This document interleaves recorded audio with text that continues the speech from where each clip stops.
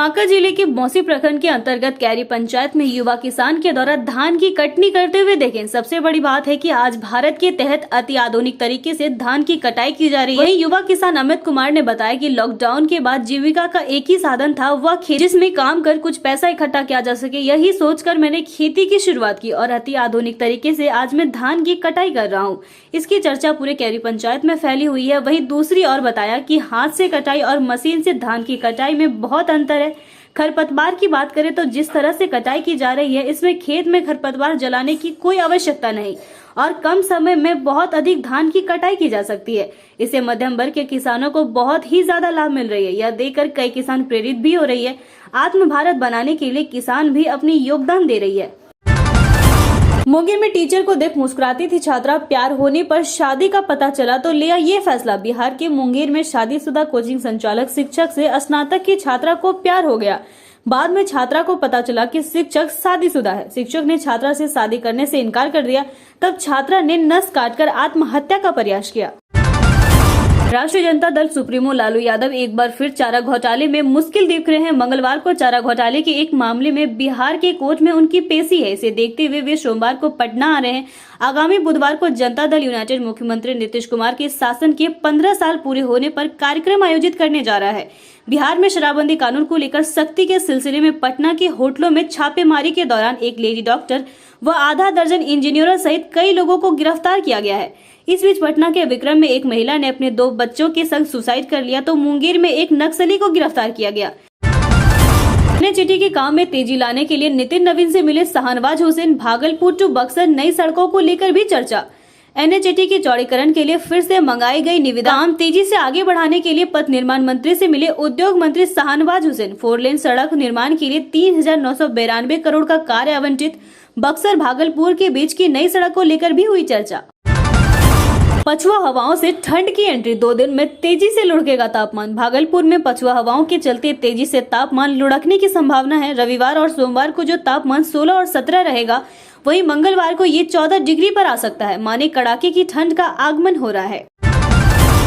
जवाहरलाल नेहरू चिकित्सा महाविद्यालय अस्पताल के डेंगू वार्ड में भर्ती बरारी निवासी साहिल को चिकित्सकों ने इलाज किया, साथ ही प्लेटलेट्स भी चढ़ाई गई। मतलब है कि 18 वर्षीय डेंगू पीड़ित साहिल को डेंगू वार्ड में मेडिसिन विभाग के अध्यक्ष डॉक्टर विनय कुमार की यूनिट में भर्ती किया गया है। 16 नवंबर से उसे कोई डॉक्टर नहीं दिखे थे। MM न्यूज चैनल में प्रमुखता से खबर को चलाने के बाद शनिवार को चिकित्सक ने इलाज किया।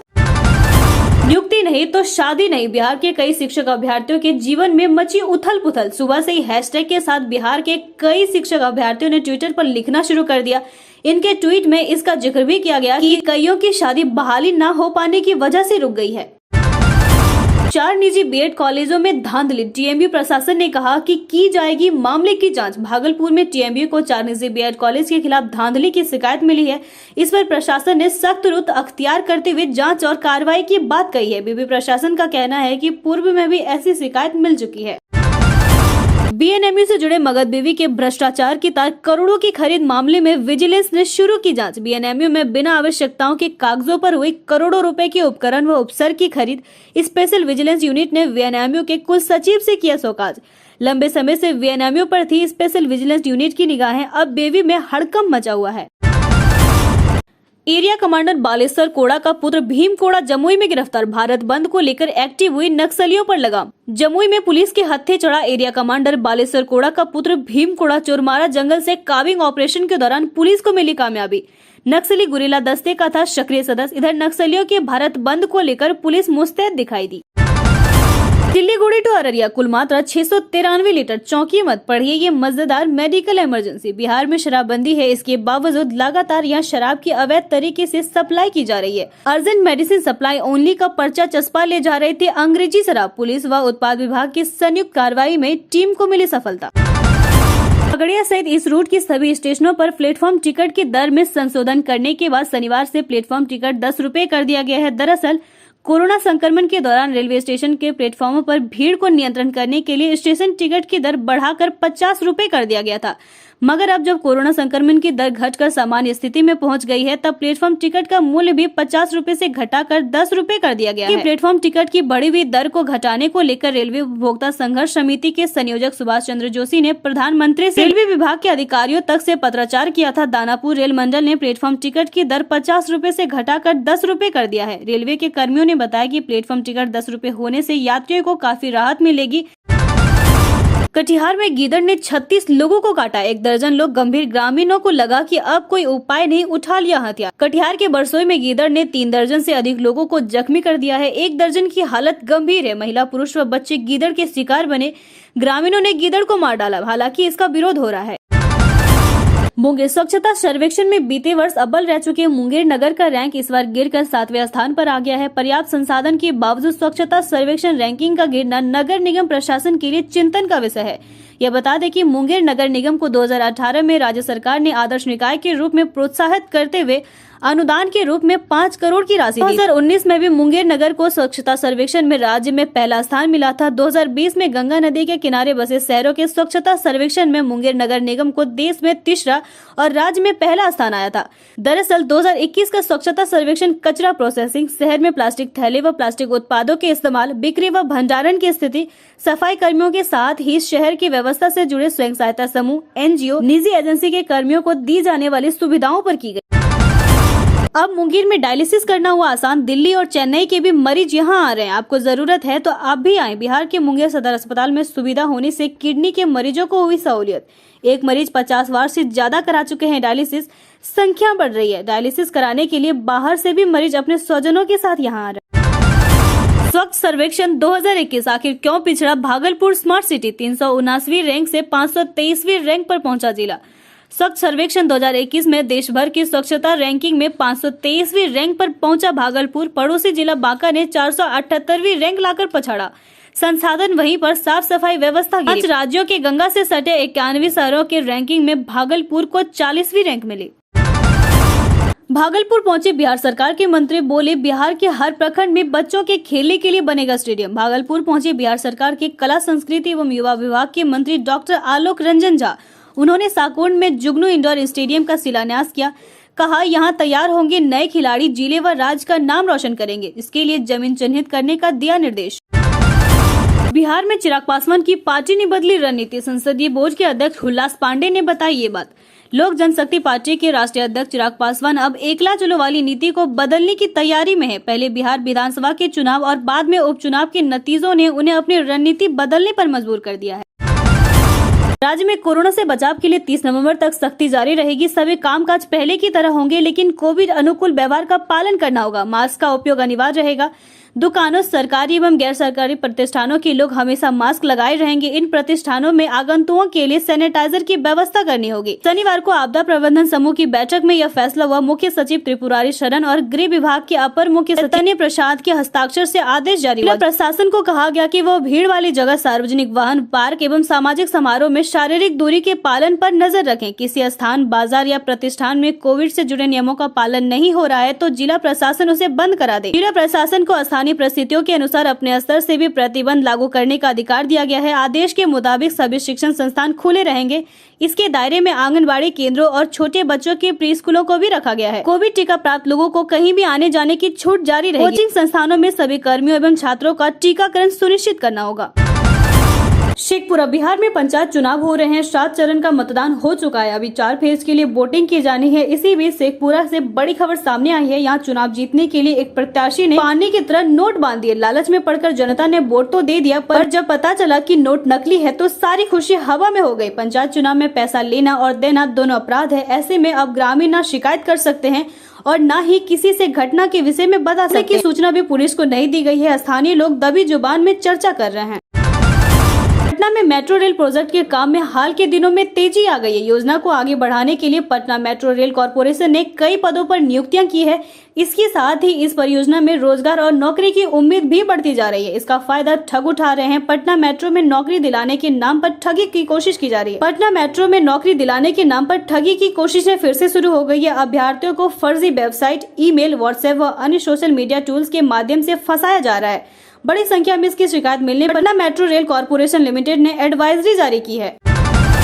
बिहार की राजनीतिक फिजा को गर्माहट देने के लिए राजद सुप्रीमो लालू यादव एक बार फिर से बिहार आ रहे हैं। इसके साथ ही एक और बड़ी खबर यह है कि राष्ट्रीय जनता दल के प्रदेश कार्यालय में ताला लग गया है। गेट को पूरी तरह बंद कर दिया गया है और तो और गेट के सामने बड़ा सा पर्दा टांग दिया गया है ताकि बाहर से कोई अंदर झांक तक नहीं सके। अब राजद दफ्तर में क्या हो रहा है बाहर से पता करना संभव नहीं होगा और अंदर किसी को जाने की इजाजत नहीं होगी। बिहार के थाने की देश भर में चर्चा, कभी नक्सलियों का गढ़ था अरवल, सिपाही से थानेदार बने दुर्गानंद ने बदली सूरत। पिकेट से चौकी और फिर पुलिस स्टेशन बना टॉप 10 अरवल का रामपुर चोरमा थाना। सिपाही से थानेदार बने दुर्गानंद मिश्र ने बदल दी सूरत। देश भर में चर्चा, अपने कुशल प्रबंधन से अपराध पर लगाई लगाम, भटके लोगों को दिखाई राह। पटना, शराब का धंधा करने वालों से लेकर पीने पिलाने वालों के खिलाफ एक्शन में आई पुलिस ने शनिवार को 3 दर्जन से अधिक होटलों में छापेमारी की।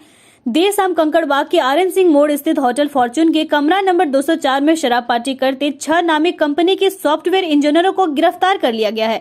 सभी हैदराबाद, मुंबई, नई दिल्ली और कोलकाता में तैनात हैं, जो अपने किसी दोस्त की शादी में पटना आए हुए थे।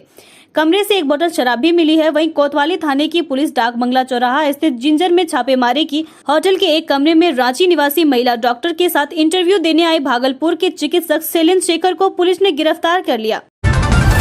केंद्रीय आवास एवं शहरी मामलों के मंत्रालय ने शनिवार को स्वच्छता सर्वे की रैंकिंग जारी किया है। स्वच्छ आरा सुंदर आरा के स्लोगन को चरितार्थ करते हुए आरा नगर निगम ने देश भर के स्वच्छ शहरों की रैंकिंग में 10 अंक का सुधार करते हुए 553 अंक प्राप्त किया है।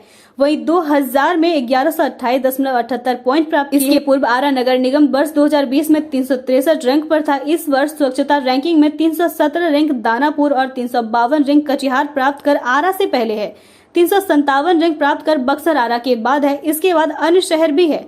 केंद्रीय आवास एवं शहरी मामलों के मंत्रालय ने शनिवार को स्वच्छता सर्वे की रैंकिंग जारी की है। स्वच्छता सर्वे में शहर को साफ सफाई से लेकर कचरा नियंत्रण तक के पैमाने पर आंका जाता है। आरा नगर निगम क्षेत्र में साफ सफाई में सुधार के लिए नगर निगम प्रशासन द्वारा निरंतर प्रयास जारी है। बावजूद सफाई और कचरा प्रबंधन को लेकर शहरवासियों ने अक्सर सवाल खड़े किए हैं। समय समय पर आंदोलन भी होता रहा।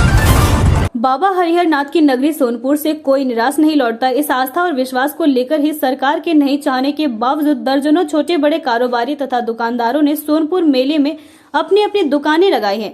इस दुकानदारों और ग्राहकों के भीड़ से यह अशोधित मेला पूर्णिमा के बाद भी गुलजार हो रहा है। अब इस अशोधित मेले की सुरक्षा प्रशासन का दायित्व है। इस संबंध में शनिवार की शाम एसडीओ सुनील कुमार ने बताया कि सरकार ने मेला लगाए जाने की अनुमति नहीं दी है। मेला करके कुछ भी नहीं है। बावजूद इसके लोग यहाँ आए हैं, उनकी सुरक्षा करना हमारा दायित्व है। प्रशासन उन्हें सुरक्षा प्रदान करेगा।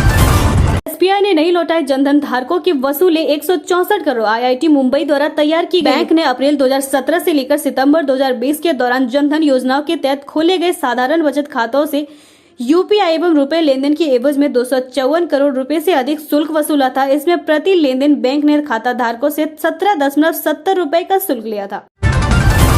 भारतीय रेल विक्रमशिला एक्सप्रेस और गरीब रथ को लेकर बड़ा फैसला, कई दिन रहेंगे रद्द। आप भी जान लें। कोहरे की आशंका से रेलवे ने विक्रमशिला एक्सप्रेस को 1 दिसंबर से लेकर 28 फरवरी तक सप्ताह में 2 दिन रद्द करने का निर्णय लिया है।